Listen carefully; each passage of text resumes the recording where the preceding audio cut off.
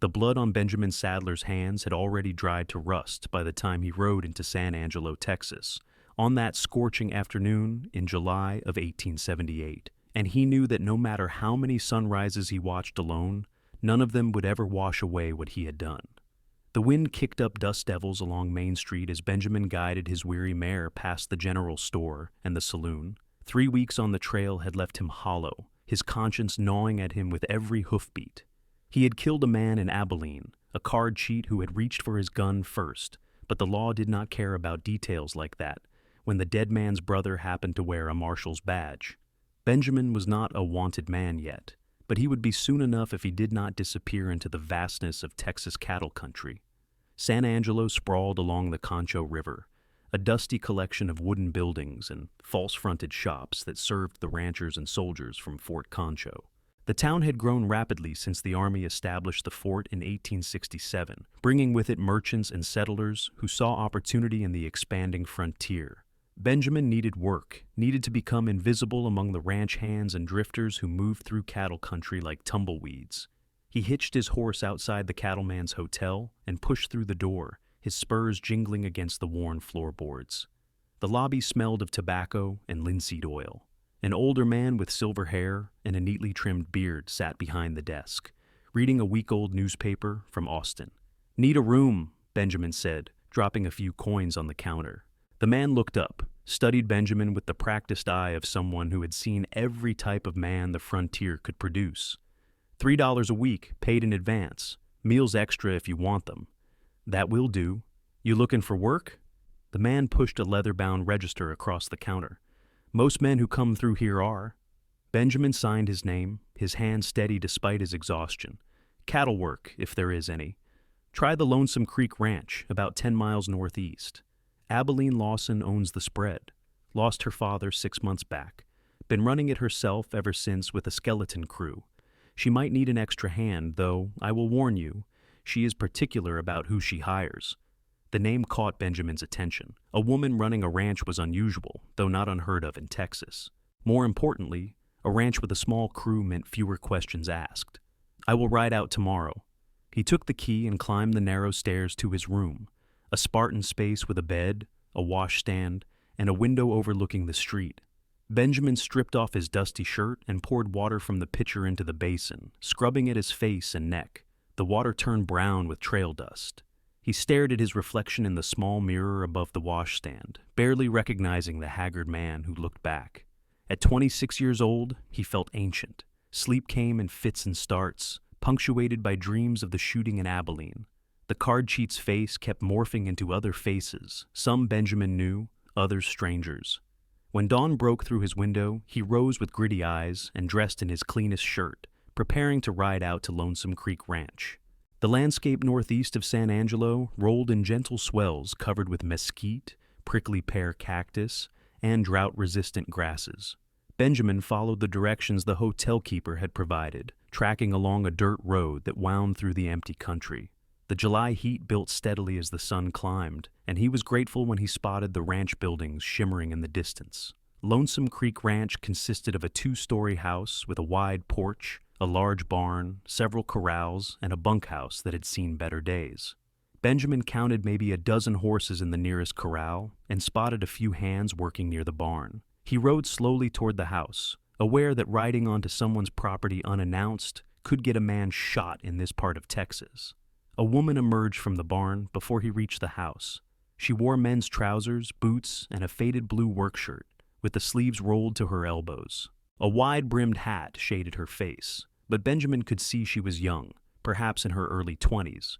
She carried herself with the confident stride of someone who knew exactly who she was and what she was doing. "Can I help you?" she called out, her hand resting casually on the revolver, holstered at her hip. Benjamin reined in his mare and touched the brim of his hat. "Madam, name is Benjamin Sadler. The man at the hotel in town mentioned you might need hands. I am looking for work." She walked closer, tilting her head back to study him. In the full light, Benjamin could see she had striking features, high cheekbones, a determined jaw, and eyes the color of amber that seemed to assess him in a single glance. Her dark blonde hair was pulled back in a practical braid. "Abilene Lawson," she said. "This is my ranch. What experience do you have?"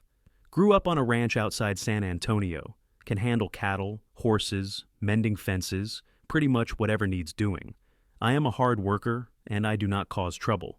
Abilene circled his horse, examining both the animal and its rider with equal scrutiny. Where did you ride in from? Been drifting. Worked a spread up near Abilene, Kansas for a spell. The lie came easily, mixed with enough truth to sound convincing. Why did you leave? Wanted to come home to Texas.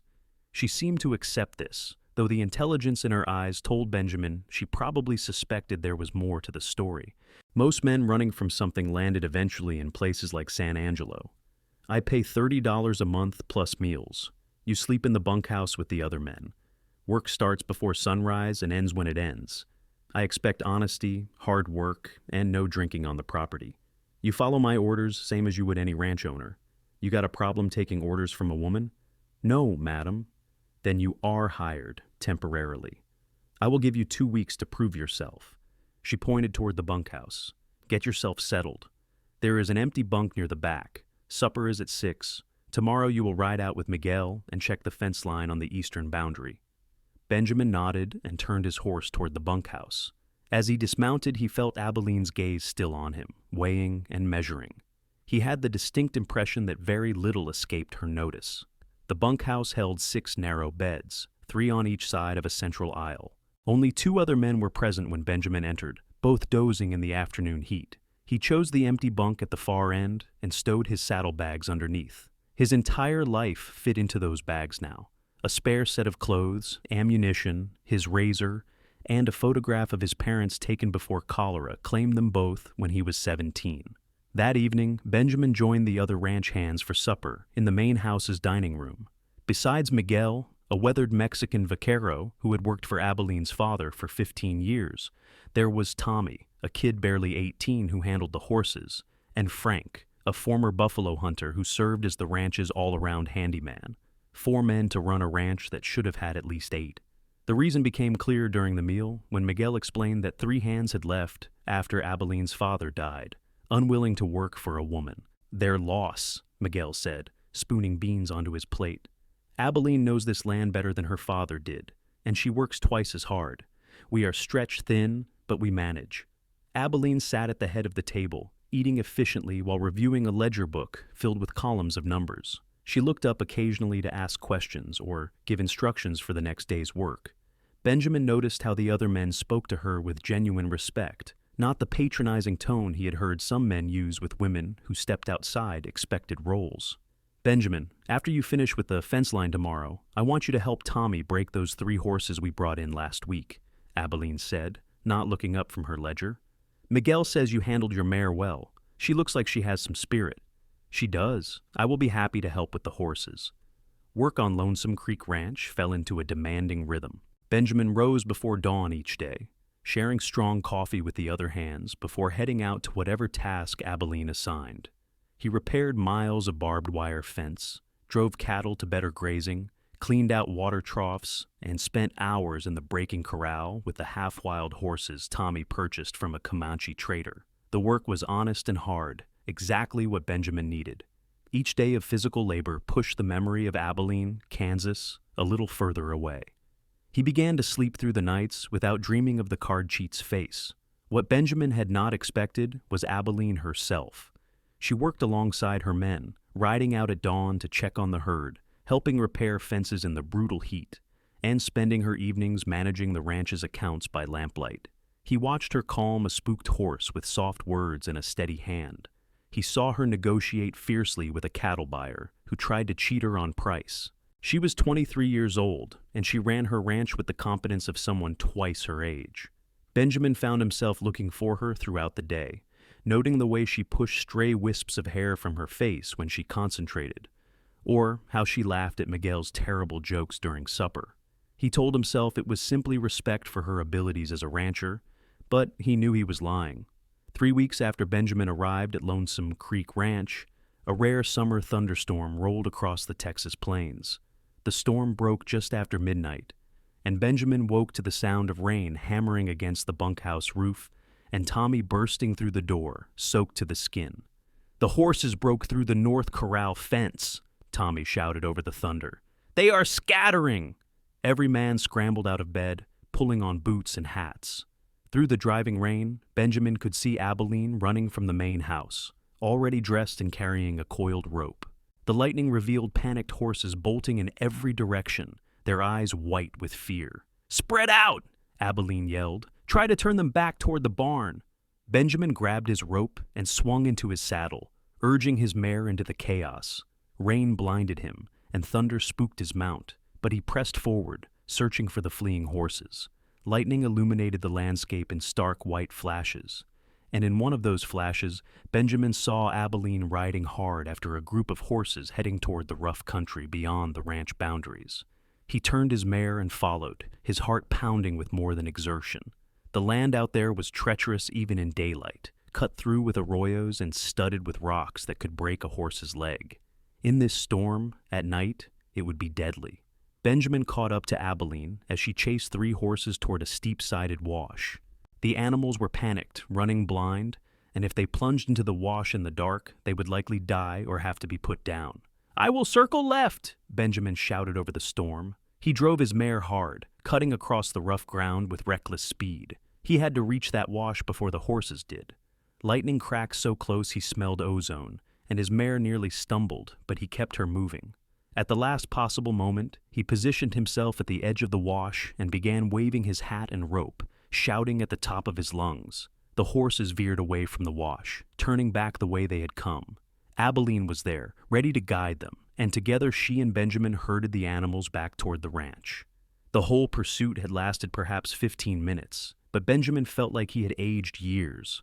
By dawn, they had recovered all but one of the horses, and Tommy found that one grazing contentedly near the river. The storm had passed, leaving the world washed clean and smelling of creosote. Benjamin stood by the repaired corral fence, exhausted and caked in mud, watching the sunrise paint the eastern sky in shades of gold and rose. He heard footsteps behind him and turned to find Abilene approaching. She was as muddy and tired as he was, her braid coming undone and her shirt torn at the shoulder. But the early morning light caught her face, highlighting the strong lines of her features and making her amber eyes glow like whiskey held up to a flame. In that moment, Benjamin felt something shift inside his chest, a recognition so profound it stole his breath. This was what mattered, not running from the past, not the weight of guilt he carried, but this. Standing next to a woman who faced every challenge with courage, watching the sunrise together after a long night of hard work. "Thank you," Abilene said quietly. "If those horses had gone into that wash, we would have lost them. You saved them." "We saved them," Benjamin corrected. She smiled, a genuine smile that transformed her face from merely pretty to beautiful. "Yes, we did." They stood in comfortable silence, watching as the sun climbed higher and the sky shifted from gold to blue. Benjamin wanted to say something, to tell her what he was feeling, but the words would not come. How could he explain that everything in his life had led him to this moment, to this woman, to this sunrise? Instead, he simply stood beside her until Miguel called them to breakfast, and that felt like enough. The days grew hotter as July melted into August. The work never stopped on a ranch, especially one running with half the hands it needed. Benjamin threw himself into every task, pushing his body to exhaustion each day. He told himself it was to prove his worth to Abilene, but truthfully, he was trying to outrun his growing feelings for her. It was impossible not to notice her. She was everywhere on the ranch, always moving, always working. She could rope a steer with the same ease that she tallied accounts. She treated her animals with kindness and her men with fairness. Benjamin had never met anyone quite like her. The other hands had noticed his attention, though they said nothing directly. Miguel would sometimes watch Benjamin watching Abilene, and a knowing look would cross the older man's weathered face. Tommy, with all the subtlety of youth, tried to ask Benjamin once if he thought Miss Lawson was pretty. Benjamin had changed the subject quickly. The truth was, Abilene terrified him. Not because of who she was, but because of what he had not told her. Every day he spent at Lonesome Creek Ranch, he was lying to her by omission. She deserved to know that the man working her land, eating at her table, and slowly falling in love with her, was wanted for shooting a man in Kansas. One evening in mid-August, after the others had gone to the bunkhouse, Benjamin lingered in the barn, checking on a mare who was due to foal soon. He heard the barn door open and turned to find Abilene entering, carrying a lantern. "How is she?" Abilene asked, coming to stand beside him at the stall. "Restless. Should be tonight or tomorrow." Abilene set the lantern on a post and leaned against the stall rail, studying the mare with a practiced eye. In the golden lamplight, her profile could have been carved from amber. Benjamin forced himself to look away. "You have been here almost 2 months now," Abilene said. "You have worked harder than any hand I have ever hired. Miguel thinks you might be part horse yourself, the hours you keep." Benjamin managed a slight smile. "Just doing my job." "It is more than that. You work like you are trying to prove something, or atone for something." Her words hit too close to the truth. Benjamin felt his chest tighten. "I just believe in honest work for honest pay." "Benjamin." She turned to face him fully, and he had no choice but to meet her gaze. "I grew up on this ranch. My father taught me how to read a man, as well as he taught me to read cattle. You are running from something. I knew it the day you rode up. I do not know what it is, and I have not asked because I figure a man's past is his business. But I need to know if whatever you are running from is going to bring trouble to my ranch." The moment of truth had arrived, and Benjamin found he was relieved. He could not keep lying to her, not when she looked at him with those honest eyes. "I killed a man in Abilene, Kansas," he said quietly. 3 months ago. He was cheating at cards, and when I called him on it, he went for his gun. I was faster. It was self-defense, but his brother is a marshal up there. Word got to me that the marshal was looking to bring me in, and he was not particular about whether I came in breathing or not, so I ran." Abilene did not flinch, did not step away. She simply nodded slowly, processing the information. "Are you wanted by the law officially?" "I do not know. Maybe, probably." "Have you killed anyone else?" "No, that was the first and only time I have ever shot a man." "Do you intend to kill again?" "Not unless I have no choice." She was quiet for a long moment, her gaze searching his face. Benjamin stood still, letting her see whatever she needed to see. Finally, she spoke. "My father once told me that the measure of a man is not his worst moment, but what he does after. You could have kept drifting, kept running. Instead, you stopped here and did honest work. You saved my horses during that storm. You have been nothing but decent to everyone on this ranch. That tells me more about who you are than one shooting in Kansas." Benjamin felt something loosen in his chest, a knot he had been carrying for months. "You are not going to send me away?" "Should I?" "No." "Then you stay. But Benjamin, if that marshal comes looking for you, I will not lie to the law. I expect the same honesty from you that you have shown tonight." "Yes, madam." Abilene turned back to the pregnant mare, but not before Benjamin caught the hint of a smile on her lips. "And stop calling me madam. It makes me feel like an old woman. My name is Abilene." "Abilene," he repeated, and the name felt like a gift on his tongue. They stayed in the barn together until the mare settled for the night, talking quietly about inconsequential things, the comfortable conversation of two people beginning to truly know each other. When they finally walked back toward the main house and bunkhouse, the stars blazed overhead in the clear Texas sky, and Benjamin felt lighter than he had in months.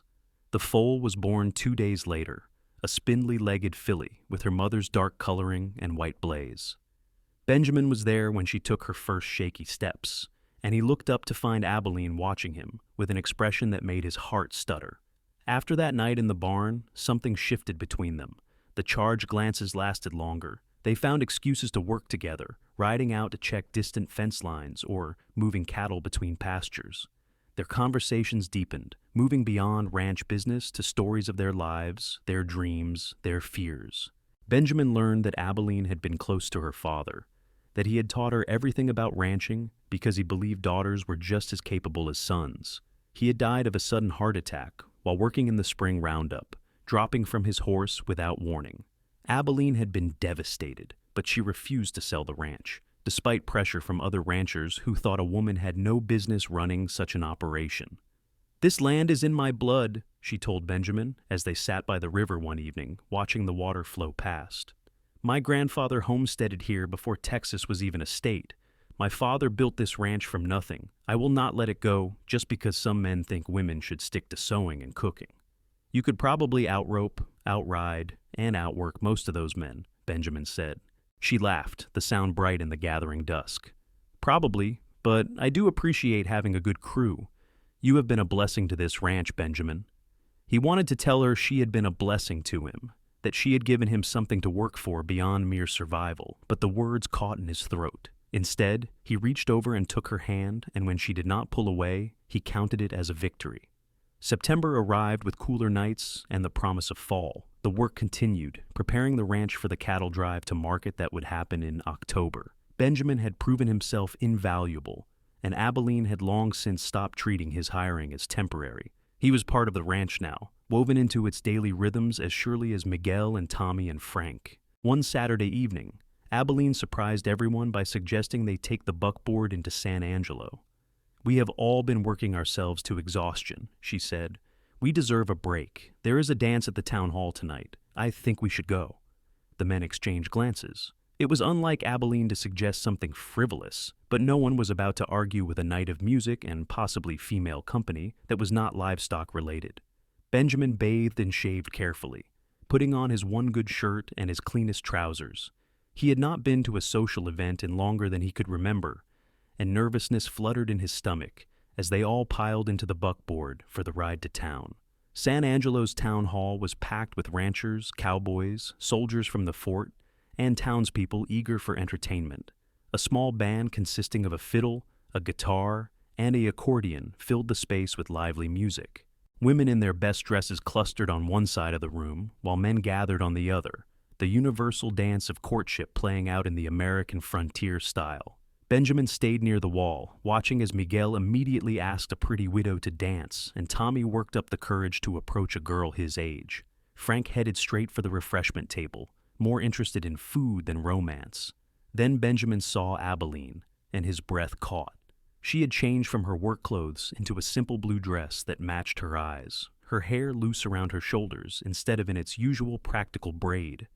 She looked like someone who belonged in a fine house in Austin or San Antonio, not wrestling steers and mending fences in the Texas dust.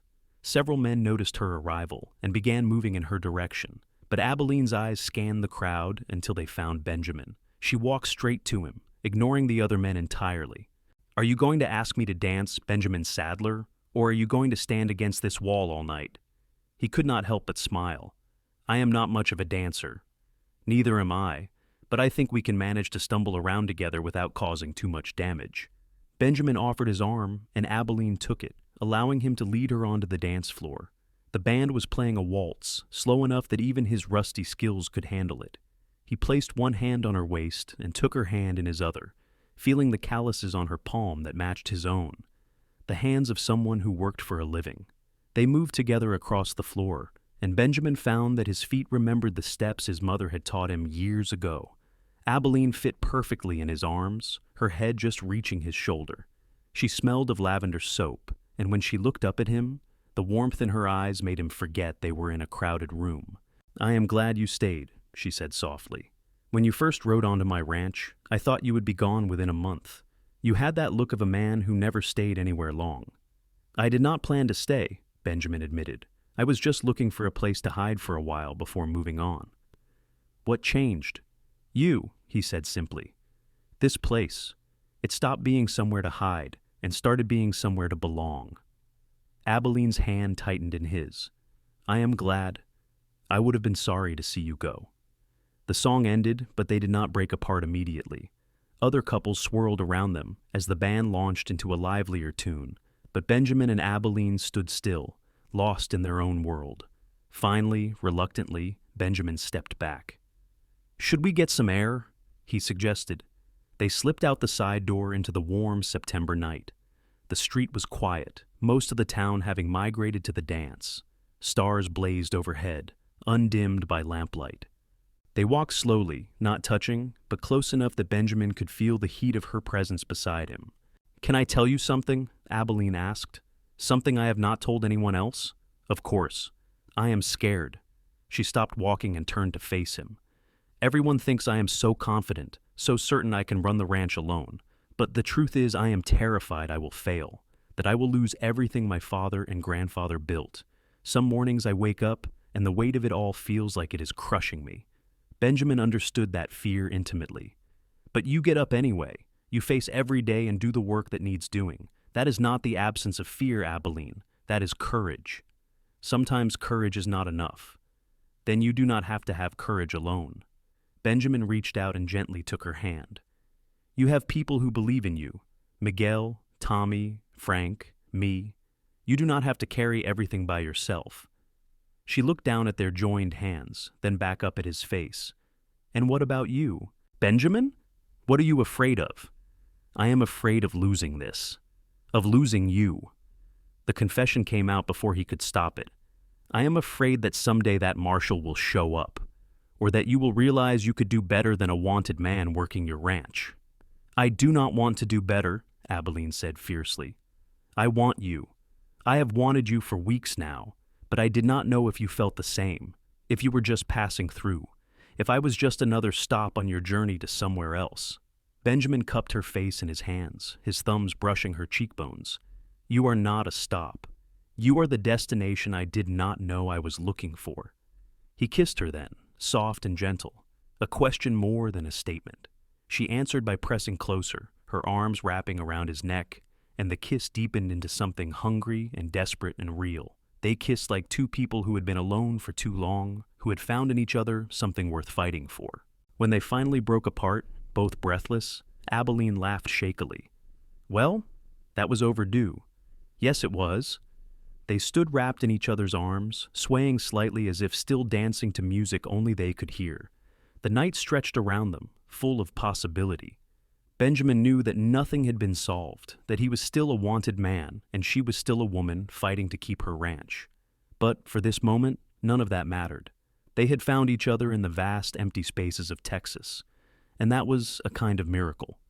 We should probably go back inside, Abilene said eventually, though she made no move to leave his embrace. People will talk. They will talk anyway. True, in that case. She kissed him again, slower this time, savoring it. When she pulled back, her eyes sparkled with mischief. Now we can go back inside. They returned to the dance hand in hand, and if anyone noticed the change between them, no one said anything directly.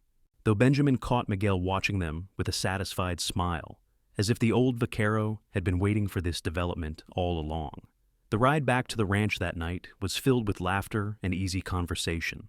Benjamin sat in the back of the buckboard with Abilene, their shoulders pressed together, their hands linked where no one could see. The stars wheeled overhead, and the future felt suddenly full of hope instead of fear.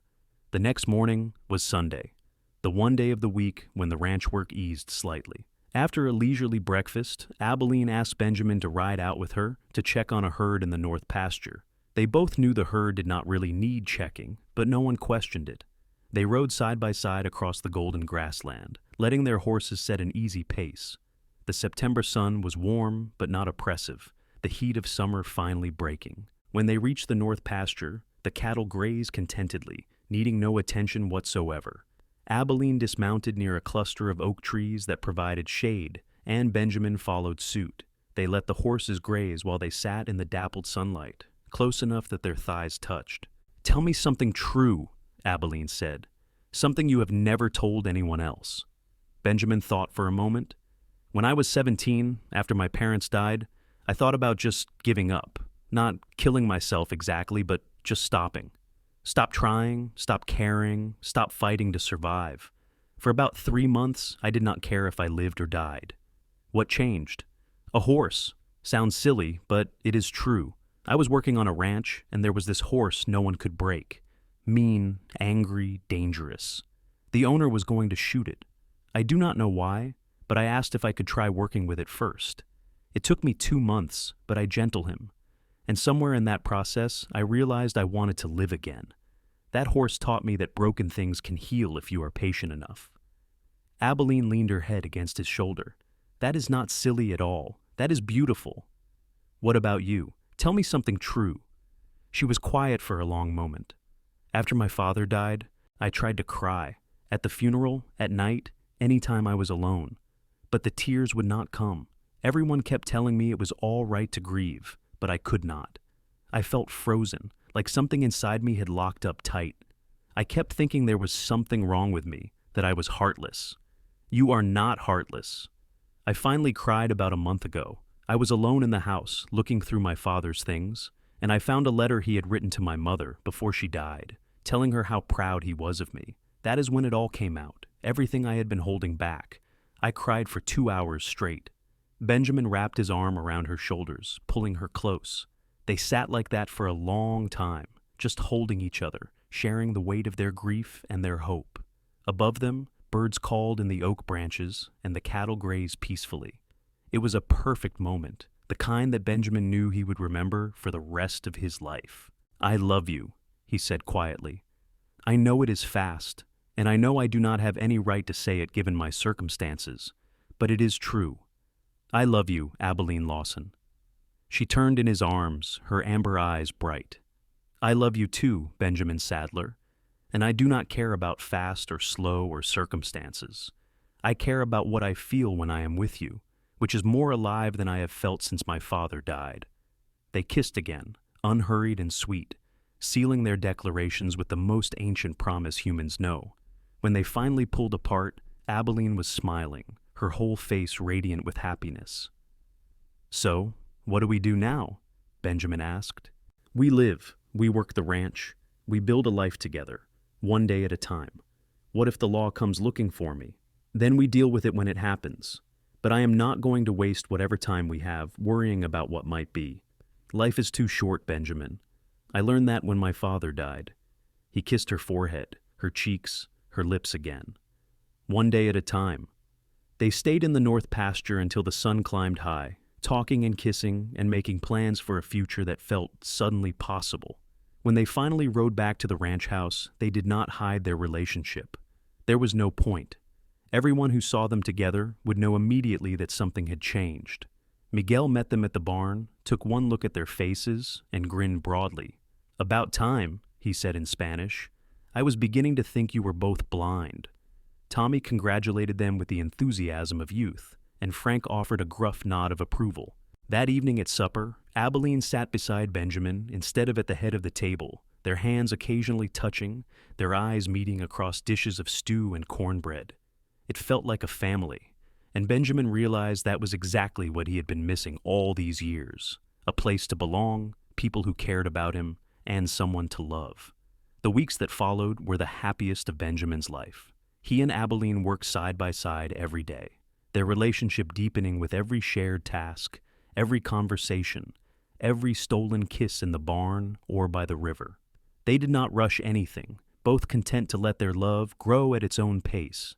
In early October, they prepared for the cattle drive to market. This was the most critical time of year for any ranch, when months of work translated into actual money. Abilene had about 200 head to sell, enough to keep the ranch solvent for another year if the price was right. They would drive the cattle to the railhead in Abilene, a 3-week journey across rough country. The irony of going to Abilene, Texas, was not lost on Benjamin, though this Abilene was several hundred miles from the Kansas town where he had shot the card cheat. Still, it would be his first time near any substantial law presence since fleeing, and he felt apprehension coiling in his gut. The night before they left, Benjamin and Abilene sat on the porch of the main house, watching the stars emerge. The temperature had dropped with the sun, promising a cold night. Abilene leaned against Benjamin's shoulder, wrapped in a shawl, her breath visible in the air. "Are you nervous about the drive?" she asked. "A little. It has been a while since I have done a major cattle drive." "That is not what I meant." Benjamin sighed. She knew him too well already. "Yes, I am nervous about being near marshals and sheriffs, but I cannot let you do this alone, and I cannot let my fear rule my life. So we go. We could hire more men just for the drive. You could stay here, watch the ranch. No, we do this together." She tilted her head to look up at him. "I do not want to lose you, Benjamin." "You will not, I promise." He kissed the top of her head, praying he could keep that promise. The cattle drive began at dawn. Miguel, Tommy, Frank, Benjamin, and Abilene pushed the herd north, following trails that had been used for decades by drovers moving cattle to market. They hired 2 additional men in San Angelo for the drive, experienced hands who knew the route and did not ask questions. The work was grueling. They rose before dawn each day, pushed the cattle all morning and afternoon, then took turns standing watch at night to prevent stampedes or theft. Benjamin had forgotten how exhausting a cattle drive could be, the constant vigilance required, the way every muscle ached by day's end. But there was also something magnificent about it. The sight of 200 cattle moving across the open range, the dust rising golden in the slanting light, the cry of the drovers, the thunder of hooves. This was Texas, raw and untamed, and Benjamin felt privileged to be part of it. He and Abilene took their watches together when possible, sitting by the fire while the cattle settled for the night. Sometimes they talked, other times they simply sat in comfortable silence. The stars seemed closer out here, away from any town or settlement, and the vastness of the land reminded Benjamin how small human concerns were in the face of such immensity. 2 weeks into the drive, they encountered another group moving cattle north. The trail boss was a man named Carter, a grizzled veteran who had been moving cattle since before the war between the states. He and his crew joined forces with Abilene's group for a few days, safety in numbers against the Comanche bands that occasionally raided cattle herds. Carter was impressed with Abilene's operation. "Most lady ranchers I have met do not actually run their spreads," he told Benjamin one evening. "They hire a foreman and stay home, but your boss there, she knows her business." "She is the best rancher I have ever worked for," Benjamin said honestly. Carter studied him with shrewd eyes. "You are in love with her." It was not a question, so Benjamin did not answer, but Carter just laughed, not unkindly. "Nothing wrong with that, son. A good woman and a good ranch, that is all a man really needs in this life." They reached the town of Abilene on a cool October afternoon. The railhead was a chaotic scene of cattle, drovers, buyers, and rail workers. Abilene negotiated the sale of her cattle with a buyer from Chicago, and Benjamin watched with pride as she refused to be bullied on price, holding firm until the buyer met her number. That night, the crew celebrated at a local saloon. Abilene didn't join them. It was not proper for a lady to enter such an establishment, but she smiled and told them to enjoy themselves. Benjamin went with the men out of camaraderie, but nursed a single beer, his eyes constantly scanning the crowd for any sign of law enforcement looking for a fugitive from Kansas. He was just starting to relax when he saw him, a tall man with a marshal's badge, talking to the bartender. Benjamin's blood turned to ice. He could not see the man's face clearly, but the set of his shoulders, the way he moved, it could be the dead card cheat's brother. Benjamin set down his beer and slipped out the back door of the saloon, his heart pounding. He walked quickly through the dark streets until he reached the hotel where Abilene had taken a room. He knocked softly on her door, and when she opened it, concern immediately flooded her face. "What is wrong?" "There is a marshal in the saloon. I think he might be the one from Kansas." Abilene pulled him inside and closed the door. "Did he see you?" "I do not think so." She paced the small room, thinking. "All right. We leave first thing in the morning. We have the money from the cattle sale. There is no reason to stay longer than necessary." "What if he is looking for me? What if someone described me to him?" "Then we deal with it. But panicking helps nothing." She took his hands in hers, steadying him with her calm. "We will leave quietly, before dawn. By the time anyone realizes we are gone, we will be miles away." They left Abilene in the darkness before sunrise, telling the others only that they needed to get back to the ranch. Miguel gave Benjamin a long look, but asked no questions. The 2 additional drovers had already collected their pay and moved on. The ride back to San Angelo was tense. Benjamin kept expecting to hear hoofbeats behind them, to see a posse coming over the horizon. But the days passed without incident, and gradually he began to breathe easier. They reached Lonesome Creek Ranch in early November. The cattle sold, the crew intact, and the ranch's finances secured for another year. It should have been a triumph, but Benjamin could not shake the feeling that his past was closing in on him. A week after their return, Benjamin was working in the breaking corral when he saw a rider approaching the ranch. His stomach clenched when he recognized the man from the Abilene saloon, the marshal's badge glinting on his chest. This was it, the reckoning he had been dreading for months. The marshal rode straight to the main house, and Benjamin saw Abilene emerge to meet him. They talked for several minutes, the marshal gesturing occasionally, Abilene standing with her arms crossed. Benjamin could not hear what they were saying, but he saw the moment Abilene pointed toward the corral, toward him. The marshal turned his horse and rode toward Benjamin. There was nowhere to run, and even if there had been, Benjamin was tired of running. He climbed out of the corral and stood waiting, his hands loose at his sides. The marshal reined in his horse and dismounted. He was younger than Benjamin had expected, perhaps 30, with hard eyes that had seen too much. You Benjamin Sadler? I am. I am Marshal Jack Reeves. I have been looking for you since July. You shot my brother in Abilene, Kansas. It was self-defense. He cheated at cards, went for his gun first. That is what the witnesses said. Reeves pulled a folded paper from his pocket. I rode all the way to Kansas, talked to everyone who was in that saloon. They all told the same story. My brother was a cheat and a hothead, and you gave him every chance to walk away before he drew on you. Benjamin did not understand. Then why have you been looking for me? Because you ran. Innocent men do not run. It made me think maybe the witnesses were lying. Maybe you had paid them off or scared them. But after talking to everyone, reading the reports, I know the truth. Reeves handed Benjamin the paper. That is a statement from the county sheriff, clearing you of any wrongdoing in my brother's death.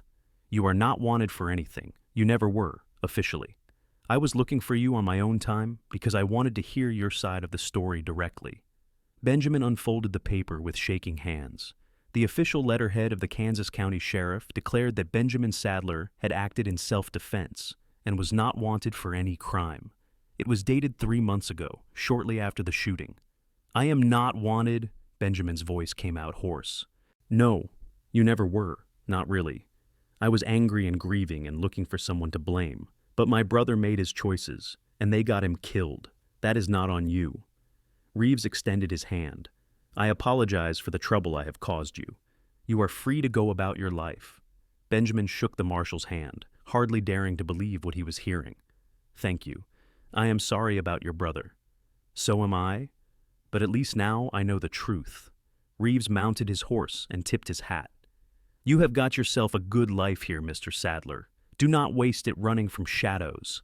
The marshal rode away, and Benjamin stood holding the paper that changed everything. He was free. After months of fear and guilt and looking over his shoulder, he was simply, completely free. Abilene ran from the house, her skirts flying, and threw herself into his arms. Benjamin caught her, spinning her around, laughing with a joy he had not felt since before that fateful night in Kansas. He cleared you, Abilene said, tears streaming down her face. You are free, Benjamin. I am free. He kissed her, right there in the yard, where anyone could see, pouring all his relief and love and hope into that kiss. When they broke apart, he was grinning like a fool. I am free and I love you, and I want to spend the rest of my life with you if you will have me. Is that a proposal? It is a terrible one, but yes. Abilene Lawson, will you marry me? She laughed and cried and kissed him again. Yes, yes, 1,000 times yes.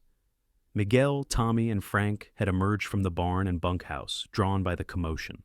When they saw Benjamin and Abilene embracing, saw the joy on their faces, they began to cheer and whistle. It was not dignified or proper, but neither of them cared. They had found each other against all odds, had built something real in the dust and heat of Texas, and now they had a future stretching before them, with no shadows of the past to cloud it.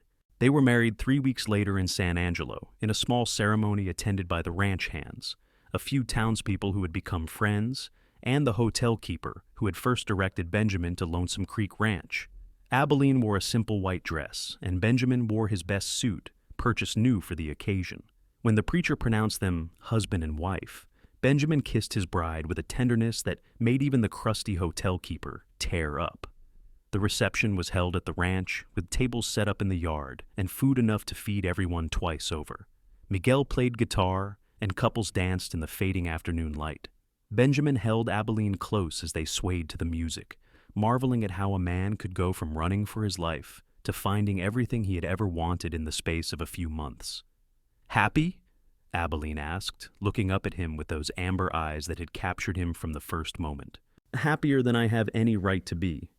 You have every right to be happy, Benjamin Sadler. You are a good man who deserves good things. Benjamin Sadler, he repeated. I think I prefer Benjamin Lawson now. She laughed. You would take my name? This is your ranch, your land. I am just honored to be part of it. Besides, Lawson has a nice sound to it. Benjamin Sadler Lawson, then. We can both keep our names. Perfect. They danced until the stars came out, until the guests began to drift away, until only the two of them remained under the vast Texas sky. The ranch house awaited them, their home now, a place where they would build their future together. That night, in the privacy of their bedroom, Benjamin made love to his wife with a reverence that bordered on worship. Every touch was a promise, every kiss a vow. Abilene responded with equal passion, and when they finally lay tangled together in the aftermath, both breathless and sated, Benjamin felt a completeness he had never known existed. "I love you," he whispered into her hair. "I love you too. Always." The next morning, Benjamin woke before dawn, as he always did. He slipped carefully from bed, not wanting to wake Abilene, and pulled on his trousers and shirt. He walked out onto the porch of the ranch house and stood watching as the darkness slowly gave way to gray, then to gold. The sunrise spread across the sky in brilliant shades of orange and pink, painting the landscape in warm light. Benjamin heard the door open behind him and felt Abilene's arm slip around his waist. She pressed her cheek against his back, still warm from sleep. They stood together in silence, watching the sun climb above the horizon. The light touched Abilene's face, highlighting the strong lines of her features, the amber of her eyes, the curve of her smile. She was beautiful in the dawn, beautiful in a way that had nothing to do with conventional prettiness and everything to do with strength and courage and the kind of love that changed a man's life. Benjamin turned in her arms and cupped her face in his hands. The sunrise painted her skin gold, and in that moment, she looked like something out of a dream, too perfect to be real. But she was real, wonderfully, tangibly real, and she was his. "That is the view I work for," he whispered, his voice rough with emotion. Abilene smiled, understanding flowing between them without need for further words. This was what they had both been searching for without knowing it. Not just love, but partnership, a shared life built on respect and trust, and the kind of deep affection that grows stronger with each passing day. Life on Lonesome Creek Ranch settled into a new rhythm. Benjamin and Abilene ran the operation together, true partners in every sense. They rose before dawn to check on the cattle, spent long days mending fences and managing the herd, and fell into bed each night exhausted but content. The work was hard, but they faced it together, and that made all the difference. In the spring of 1879, Abilene discovered she was pregnant. The news filled Benjamin with a terror and joy in equal measure. He had never thought much about being a father, but now that it was happening, he wanted desperately to do it right. "You will be a wonderful father," Abilene assured him when he voiced his fears. "You are patient and kind and good. Those are the things that matter. What if I mess it up?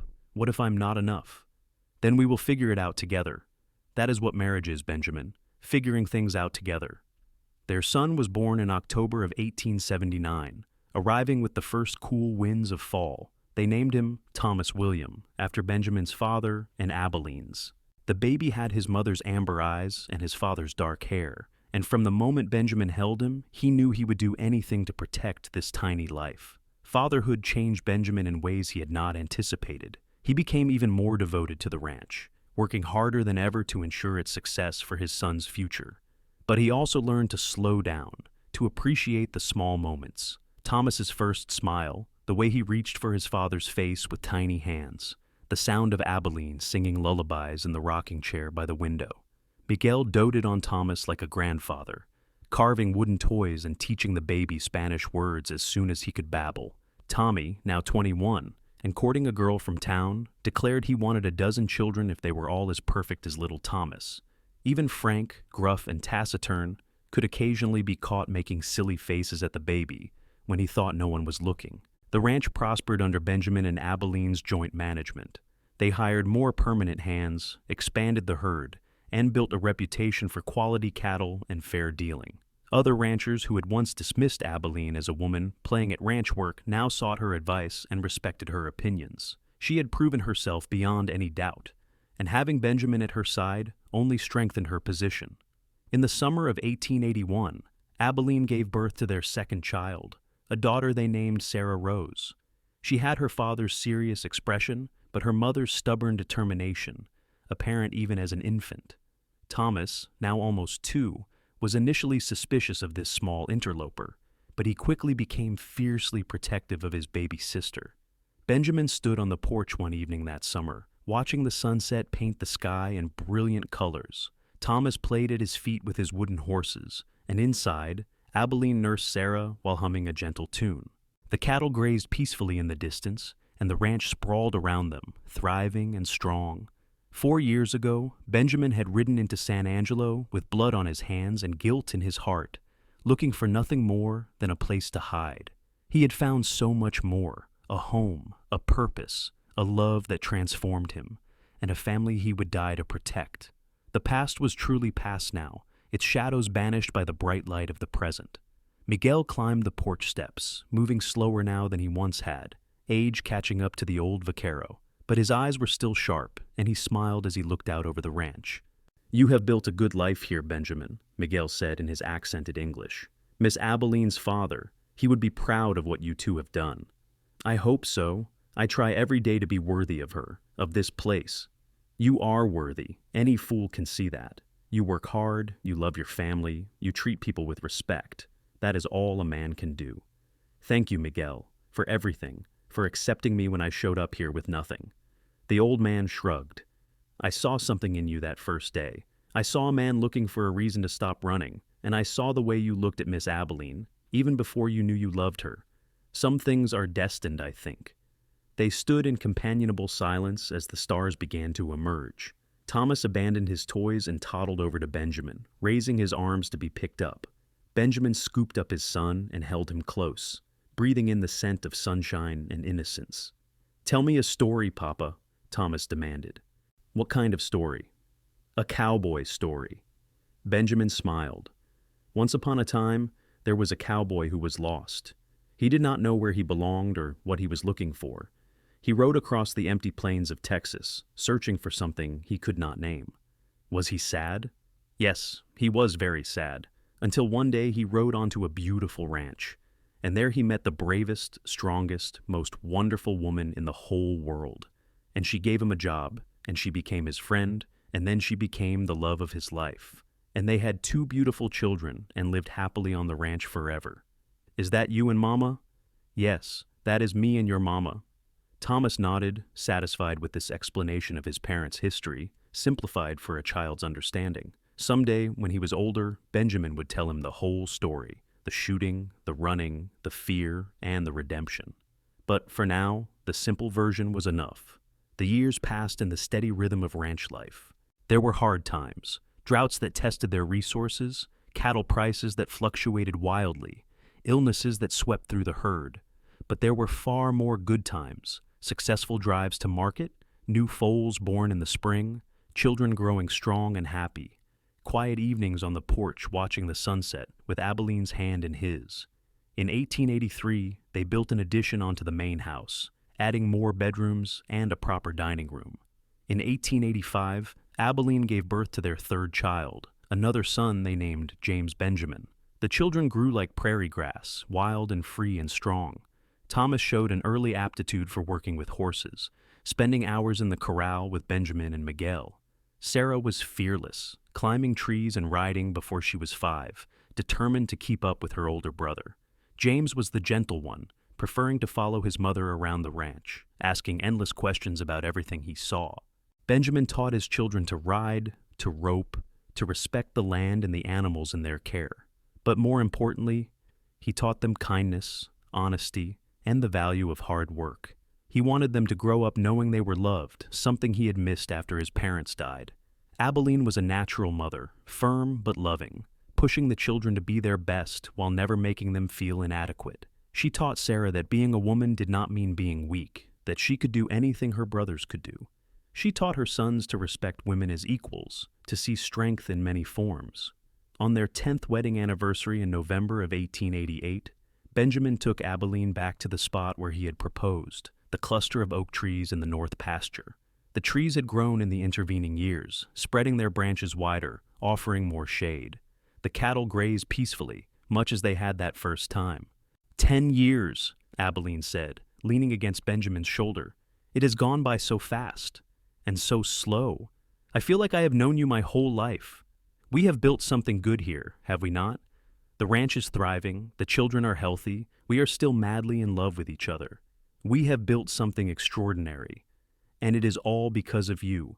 You saw something in a drifter who rode onto your property, and you gave him a chance." Abilene turned to face him, her amber eyes serious. You gave me something too, Benjamin. After my father died, I was so alone, so scared I would fail. But you believed in me, supported me, loved me. We saved each other." He kissed her, slow and deep, with all the passion of new love and all the comfort of long familiarity. They had weathered storms together, both literal and metaphorical, and come out stronger for it. Their love had matured like good whiskey, growing richer and more complex with age. "I love you more today than I did the day we married," Benjamin said, "and I will love you more tomorrow than I do today. That is the most romantic thing you have ever said to me." "I have been practicing," she laughed, the sound bright and joyful. "Come on, Cowboy, let us go home. The children will be wondering where we disappeared to." They rode back to the ranch together, just as they did everything, side by side and hand in hand. The late afternoon sun painted the landscape in gold, and the house rose from the prairie like a promise kept. Their children played in the yard, their laughter carrying on the wind. Miguel sat on the porch, whittling and keeping an eye on the youngsters. Tommy, now married with a child of his own, waved from the barn where he was working. This was home. This was family. This was everything Benjamin had ever wanted without knowing how to name it. The years continued their steady march. The children grew into teenagers, then young adults. Thomas took over more of the ranch work, showing leadership skills that would serve him well when he eventually inherited the operation. Sarah, against all expectations, decided she wanted to become a teacher and went to San Antonio for training. James discovered a talent for working with numbers and helped manage the ranch's increasingly complex finances. Benjamin and Abilene aged gracefully, their hair silvering, their faces lining with the marks of sun and laughter. But their love never diminished. If anything, it grew stronger, tempered by years of partnership and mutual respect. In 1895, Sarah married a young lawyer from San Angelo, and Benjamin walked his daughter down the aisle with tears in his eyes. In 1897, Thomas married a rancher's daughter from a neighboring spread, joining the two properties and ensuring the Lawson legacy would continue. James, ever the independent thinker, decided to attend university in Austin, studying business and finance. Miguel passed away peacefully in his sleep in the winter of 1898, and the whole county turned out for his funeral. Benjamin gave the eulogy, speaking of the old vaquero's wisdom, kindness, and unwavering loyalty. They buried him on a hill overlooking the ranch, where he could watch over the land he had loved.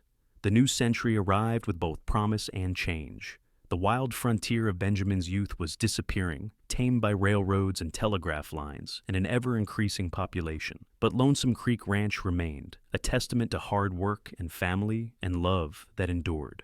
On a cool morning in March of 1900, Benjamin woke before dawn as he always had. He was 61 years old now, his body bearing the marks of decades of ranch work, but his mind was sharp and his heart was full.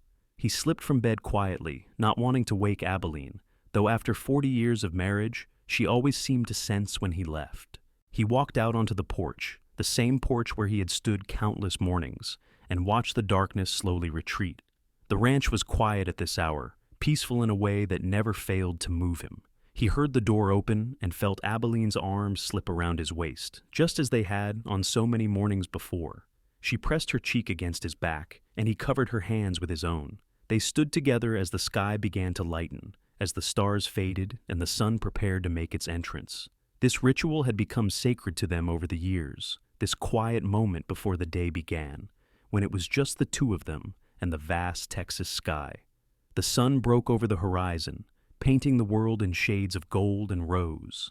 The light touched Abilene's face, and even at 62, even with silver threading through her blonde hair and lines around her eyes, she was the most beautiful thing Benjamin had ever seen. She was his home, his heart, his reason for everything. Benjamin turned in her arms and cupped her face in his weathered hands. The sunrise painted her skin gold, just as it had on so many mornings before, just as he hoped it would on countless mornings to come. "That is the view I work for," he whispered, the same words he had spoken decades ago, but with even more meaning now. Because now he understood that love was not just the bright flame of new passion, but the steady warmth of shared years, of raising children and building a life and choosing each other every single day. Abilene smiled, her amber eyes bright with tears and joy. "And you are mine, Benjamin. You always have been, from the moment you rode onto this ranch looking for somewhere to belong. They kissed soft and gentle, a kiss that contained 40 years of love and partnership and unwavering devotion. Around them, the ranch began to wake, cattle lowing in the distance, horses moving in the corral, birds singing their morning songs. Their children, now grown with families of their own, would arrive later for Sunday dinner, filling the house with noise and laughter and the chaos of grandchildren. But for this moment, it was just Benjamin and Abilene watching the sunrise together as they had done for decades, as they would continue to do for as many years as God granted them. He was no longer the lost cowboy who had ridden into San Angelo with blood on his hands and guilt in his heart. He was a husband, a father, a grandfather, a rancher, a man who had found his purpose and his place. The sun climbed higher, burning away the last shadows of night, and Benjamin held his wife close, grateful for every sunrise he had watched paint her face in golden light. This was what he worked for, what he lived for, what gave meaning to every breath. This woman, this love, this life they had built together on the Texas frontier. The view from Lonesome Creek Ranch stretched in all directions, empty and beautiful and full of promise. It was the same view Benjamin had seen that first morning after arriving, but now it meant so much more. Now it was layered with memories of children growing, of cattle drives and hard winters, of laughter and tears and the million small moments that made up a life well lived. Thomas rode up to the house an hour later, bringing his wife and 3 children for breakfast. Sarah and her family arrived shortly after, their wagon loaded with fresh bread from town. James came last, accompanied by his new wife, a smart woman from Austin who had stolen his heart with her quick wit and kind spirit. The house filled with noise and warmth, 3 generations of family gathering around the long dining table. Benjamin sat at the head, with Abilene at his right hand, and looked around at the faces of their descendants. This was his legacy, not just the land or the cattle or the ranch buildings, but these people, these lives that existed because he and Abilene had found each other against all odds. After breakfast, the whole family walked out to Miguel's grave on the hill. It had become a tradition, visiting the old vaquero, who had been like a father to Benjamin and a friend to them all. They stood in silence for a moment, each lost in their own memories, before walking back down to the ranch. The afternoon passed in the easy rhythm of family time. The children played in the yard, while the adults talked on the porch. Plans were made for spring planting, for a new barn to replace the aging original, for Thomas to take over more of the daily operations as Benjamin and Abilene gradually stepped back. As the sun began to set, painting the sky in brilliant oranges and purples, the families prepared to head home. Benjamin hugged each child and grandchild, feeling the warmth of their affection like a physical thing. When the last wagon had disappeared down the road, he turned to find Abilene standing on the porch, watching him with the same love in her eyes that she had shown that first night they kissed in San Angelo. "Come here, cowboy," she said softly. Benjamin climbed the porch steps and took her hand. They sat together in the rocking chairs they had bought years ago, watching the last light fade from the sky. The first stars appeared, pinpricks of light in the deepening blue. "Do you ever think about how different our lives could have been?" Abilene asked. "If you had ridden past the ranch instead of stopping, if I had turned you away, if that marshal had arrested you? Sometimes, but I try not to dwell on what might have been. We got this life, this beautiful life, and that is more than most people can say. I am so glad you stopped running. I am so glad you stayed." "Me too. You gave me everything, Abilene. A home, a family, a reason to be better than I was. I was lost before I found you." She reached over and took his hand, their fingers interlacing automatically, a gesture repeated so many times it had become instinctive. "We found each other. That is what matters." They sat in comfortable silence as night fully claimed the sky. The ranch settled around them, animals bedding down, the wind sighing through the grass. Inside the house, lamps glowed warmly, promising comfort and rest at the end of a good day. Benjamin thought about the journey that had brought him here, from the frightened young man fleeing Kansas to the confident rancher who had built a life worth living. Every choice, every challenge, every moment of fear and doubt had led him to this porch, this woman, this perfect contentment. "I love you," he said, not for the first time and not for the last. "I love you too," Abilene replied, "until the stars fall from the sky and the rivers run dry. And beyond that, and beyond that." They stood and walked into the house together, closing the door behind them on another day in their shared life. Tomorrow they would rise before dawn and do it all again. The work, the laughter, the quiet moments of connection that made everything worthwhile. They would watch the sunrise together, and Benjamin would look at his wife's face painted in golden light, and he would remember why he worked so hard, why he had fought to build this life. That view, that perfect view of love and devotion reflected in Abilene's eyes, was worth more than all the gold in California, worth more than all the cattle in Texas. It was worth everything, and Benjamin knew he would spend every remaining day of his life working to deserve it. The years ahead would bring more challenges, more joys, more sorrows. Children would grow and move away and come back with families of their own. The ranch would continue to prosper and evolve with the changing times.